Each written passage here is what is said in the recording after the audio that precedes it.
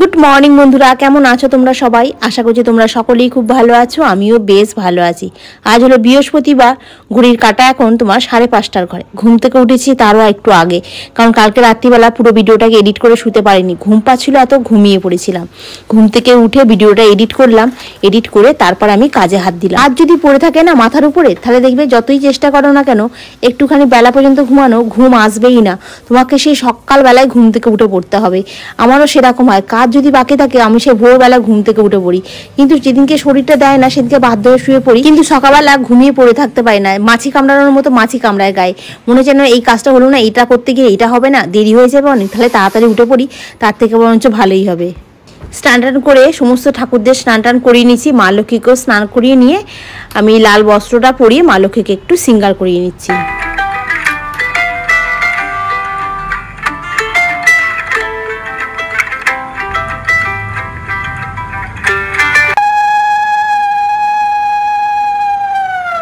আজকে আমার গাছে মাত্র একটা জবা ফুল ফুটেছে, জুঁই ফুল গাছে কুড়ি ধরেছে, এখনো ঠিক ফুটছে না।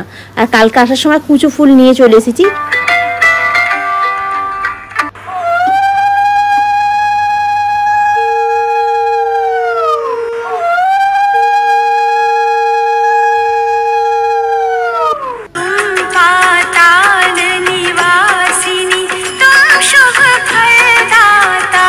পুজো টুজো হয়ে গেল বৃহস্পতিবারে। সকালবেলা পুজোটা না বৃহস্পতিবারে অনেকটা সময় লাগে জানো তো, ওই জন্য এই পুজোটা আগে সেরে নিতে পারলেই ব্যাস, বেলায় তারপরে আস্তে আস্তে একটুখানি কাজ করলে অতটা অসুবিধা হয় না। আমার সাথে সাথে নিবেদিতেরও মেষ রাশি, মেষ রাশির মানুষেরা সত্যি স্ট্রাগল করতে পারে, এরা কোনো কিছুতে ভয় পায় না।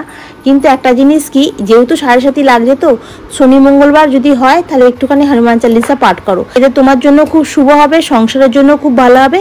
আর যখন রাস্তাঘাটে হাঁটাচলা করবে একটু দেখে হাঁটবে। হ্যাঁ গো উর্মি, তুমি ঠিকই বলেছো। আম তেল তখন মুড়ি দিয়ে, আমি তো ভাত দিয়ে আলু ভাতে দিয়েও খেতাম জানো তো, দারুণ লাগতো খেতে। আর তুমি যদি বানাও তাহলে জানিও কেমন লাগলো খেতে। এখন আমি টিফিনে করছি তোমার ডিম টোস্ট। ডিম টোস্টটা দিয়ে একটু অন্যরকম স্টাইল, ডিমের মধ্যে পেঁয়াজ কাঁচা লঙ্কা একটু ধনেপাতা কুচিয়ে নিচ্ছি, আর পাউরুটিগুলোকে শিখে ওর মধ্যেই তোমার একটুখানি ডিমগুলো বসিয়ে দিলাম, দিয়ে একটু করে তেল দিচ্ছি, একটু করে ঘুরিয়ে দিচ্ছি। কি চাই? খাবার। এই যে খাবার হচ্ছে এখানে তোমার জন্য, অল্প তেল দিয়ে পোড়া পোড়া খাবার। এটা ছোট টেস্টি টেস্টি, এটা চিজ হয়ে যাচ্ছে, মেল্ট হয়ে। কোনটা আবার মেল্ট হয়ে চিজ হয়ে যাচ্ছে? এটা তো ডিম আছে। ডিম? হ্যাঁ এটা ডিম। এইটা দিয়ে দুটো, এইটা দিয়ে বানিয়ে দিবি। কি দিয়ে? ছানা দিয়ে? চিজ হবে। ঠিক আছে, একটা প্লেট নাও এখান থেকে সাদা রঙের। হ্যাঁ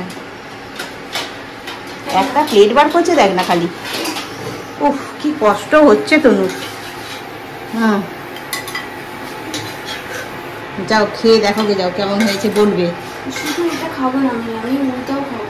আচ্ছা ঠিক আছে, তুমি ততক্ষণ এটা খাও, আমি তোমাকে ওইটা দিচ্ছি। ঠিক আছে, ছানাটা কি করবো, ওর মধ্যে পুড়ে দেবো? না, ছানাটা ওর মধ্যে চাপা। তুই কি করবি করে নিয়ে যাও। তুই কি খাবি? এই ছানাটা কালকে দুধটা কেটে গিয়ে এলাম, ছানা হয়েছে, এর মধ্যে একটু মধু দিয়েছি। মধু দিয়েছি? হ্যাঁ গো মধু দিয়েছি দিদি। চলে এসেছে রান্না করতে পারে। চামচ দিয়ে কি কাণ্ড করবে রে এবারে। মজার চিজ। এটা কি হচ্ছে? তোর জন্য কিছুটা রেখে দেবো, তুই খাবি বললি, চিন্তা করবো। আমি একদম চিন্তা করিনি, আপনি আপনারটা করছেন, কি করছেন আমি নিজে বুঝতে পারছি না। এটা আমি খালি খাবো না, এটা তুই খাবি। তাড়াতাড়ি করুন, ফুলকপির তরকারি বাকি আছে এখনো করতে। ফুলকপি তরকারি করতে হবে না, তুই ডাল করে দিবি। ডাল করতে আমার বেশি সময় লাগবে, ফুলকপি তরকারি করতে আমার কম সময় লাগবে, আমার সব হয়ে গেছে সেদ্ধ ফেদ্ধ করা। হ্যাঁ কপি আমি এখানে অলরেডি সেদ্ধ করে জলের মধ্যে দিয়ে রেখেছি, এটা খালি একটুখানি ছেঁকে নিয়ে করলেই আমার হয়ে যাবে। আর ডিম এখানে সেদ্ধ দিয়ে নিয়েছি, সব হয়ে গেছে, আমার একটুখানি খালি সময় লাগবে। এখানে চলে এসেছে রাঁধুনি রান্না করতে। কোথায় যাচ্ছিস রে? হয়ে গেল, এটা কি করবো? এরকম কাঁচা পাউরুটির মধ্যে?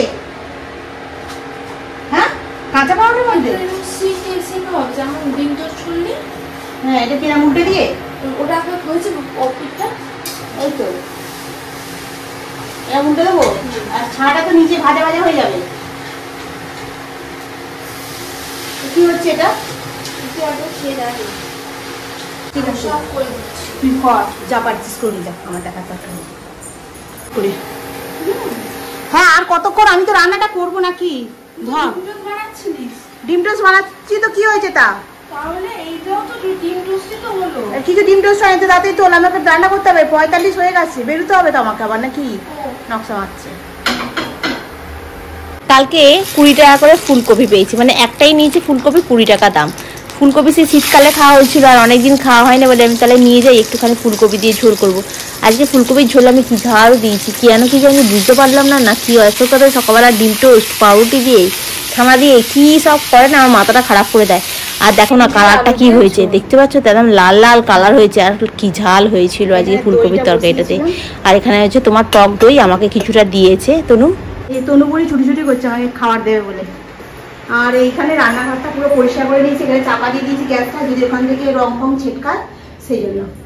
চলো, আমার ইন্ডাকশনটাও অফ হয়ে গেল, এটা খুলে রেখে দিই এখানে, ঝাল মিটে গেল। পেঁয়াজটা কি হবে রে, পেঁয়াজটা কি হবে, পেঁয়াজটা কি হবে কি জানি, দেখে বোন আছে।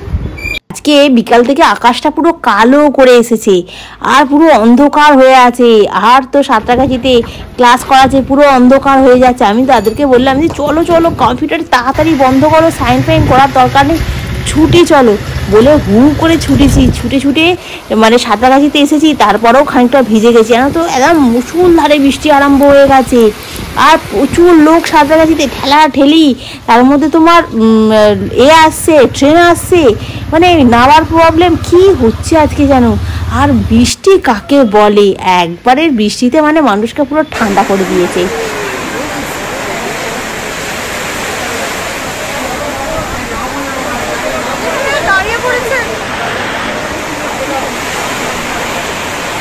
বাড়িতে এসেছি কখন, কারেন্ট নেই, চাও খেতে পারিনি, কিছু খেতে পারিনি, চুপ করে বসে আছি।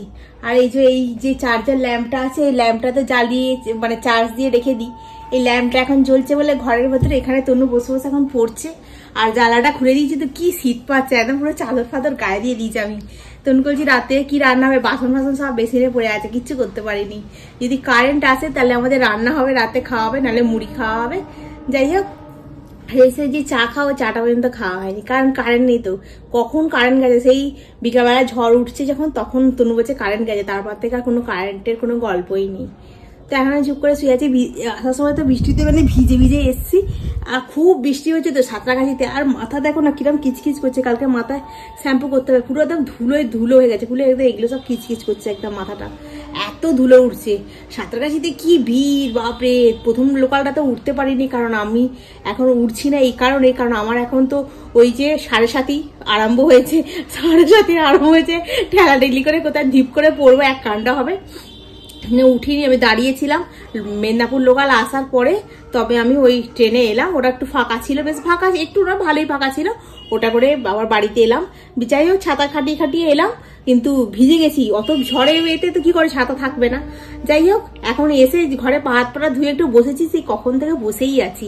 এখন মনে হয় প্রায় 8টা বেজে গেল। আমি বলি আসবে না মনে হয়, তুমি জানিস কারেন্টটা, কি করবো বুঝতে পারছি না। এখন এখানে চুপ করে শুয়ে থাকি, যদি কারেন্ট আসে রান্না হবে তাহলে তোমাদের সঙ্গে শেয়ার করবো, আর যদি কারেন্ট না আসে তাহলে তোমাদের আরেকটু পরে এই 9টা 9:30টার দিকে গুড নাইট বলে দিতে হবে। কিছু কারণে এই মুড়ির থালা নিয়ে গুড নাইট হয়ে যাবে। তো চলো এখন একটু চুপ করে শুয়েই থাকি।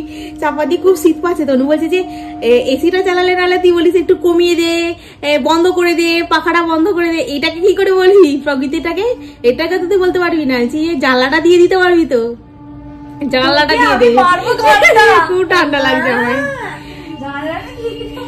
হ্যাঁ জানলাটা দিয়ে দিতে পারবে তো বলো, নাহলে কি ঠান্ডা লাগছে বাপরে, কি গরম হচ্ছিল সকালবেলা, একদম মরে আছিলাম, গলা ফলা চিবি করছে। কিন্তু আবার এখন দেখো আলাদাই একদম ব্যাপার। আমি ফ্ল্যাশ লাইট জেলে আমি গল্প করছি, আমার মুখ চোখের মধ্যে যেন লাইটটা এরম ছিটা মারছে। তো চল এখন রাখি, হ্যাঁ আমি এই ঠান্ডায় এখন একটুখানি বৃষ্টিটা উপভোগ করি বসে বসে। বইটায় পা লাগবে না পা লাগবে না, বইটায় পা লাগবে। তো এই যে তুনগুড়ি এখানে অন্ধকারে বসে বসে পড়াশোনা করছে, ওটা বাইরেটা আমাদের এখন অন্ধকার।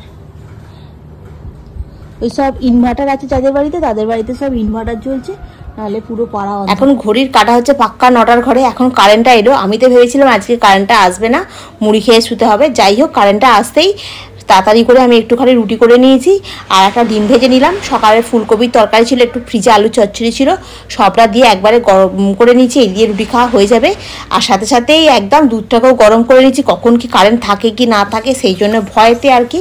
এখন দুধটাকে ঠান্ডা হচ্ছে, আমাদের খাওয়া দাওয়া কমপ্লিট হয়ে গেছে।